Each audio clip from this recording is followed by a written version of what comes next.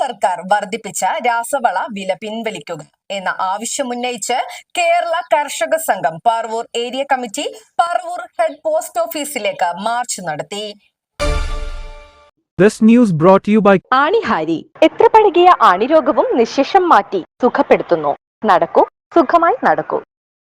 കേന്ദ്ര സർക്കാർ വർദ്ധിപ്പിച്ച രാസവള വില പിൻവലിക്കുക എന്ന ആവശ്യമുന്നയിച്ച് കേരള കർഷക സംഘം Paravur area committee Paravur head post ഓഫീസിലേക്ക് മാർച്ച് നടത്തി. തുടർന്ന് നടന്ന ധർണ CPIM area secretary TV Nithin ഉദ്ഘാടനം ചെയ്തു.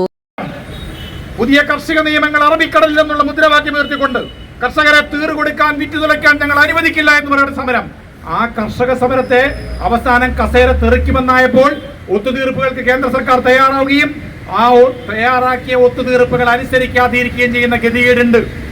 നിങ്ങളിപ്പോ കണ്ടല്ലോ, ആ ഒത്തുതീർപ്പുകൾ ഏതെങ്കിലും നടപ്പാക്കിയിട്ടുണ്ടോ? കർഷക സംഘം വീണ്ടും സമരമുന്നണിയിലാണ്. കർഷകരിപ്പോ വീണ്ടും ഇന്ത്യയിലെ സംയുക്ത കർഷക മോർച്ച വീണ്ടും സമരപ്രഖ്യാപനം നടത്തിയിരിക്കുകയാണ്.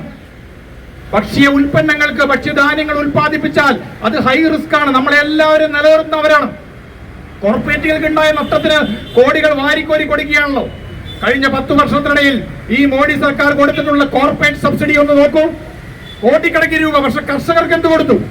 കർഷകർക്കുള്ള ഇളവുകൾ ഇല്ലാതാക്കുന്നു, അവർക്കുള്ള സബ്സിഡി കൊടുക്കുന്നില്ല. ഭക്ഷ്യധാന്യങ്ങൾ ഉൽപ്പാദിക്കപ്പെടുകയാണെങ്കിൽ അതിന്റെ 2 ഇരട്ടിയും അതിന്റെ 50% ചേർത്ത് താങ്ങ വില വെച്ചാൽ മാത്രം ഈ രാജ്യത്ത് കൂടുതൽ ആളുകൾ കാർഷിക മേഖലയിലേക്ക് കടന്നു വരും. ഒരു ധൈര്യം ഉണ്ടാവും. കർഷകന് ധൈര്യം കൊടുക്കുന്നില്ല എന്ന് മാത്രമല്ല, ഉള്ള ധൈര്യവും ചോർത്തിക്കളയുന്ന ഒരു ജനദ്രോഹ സർക്കാരായി ഈ മോഡി സർക്കാർ മാറിയിട്ടുണ്ട്. കർഷകരെയും കാർഷിക രംഗത്തേക്ക് വരുന്ന പുതുതലമുറയെയും കാർഷിക രംഗത്ത് നിന്നും ഉന്മൂലനം ചെയ്ത് കോർപ്പറേറ്റ് താൽപര്യത്തിന് വിടുപണി ചെയ്യുകയാണ് മോദി സർക്കാരെന്നും അതിനോട് രാഹുൽ ഗാന്ധിയടക്കം കുറ്റകരമായ മൗനം പാലിക്കുകയാണെന്നും TV നിതിൻ കുറ്റപ്പെടുത്തി. കർഷക സംഘം ഏരിയ പ്രസിഡന്റ് KD വേണുഗോപാൽ അധ്യക്ഷനായി. Area secretary PP Ajith Kumar, NS Sunilkumar, advocate TG Anoop എന്നിവർ സംസാരിച്ചു. ന്യൂസ് ഡെസ്ക് നാട്ടുവാർത്ത പറവൂർ.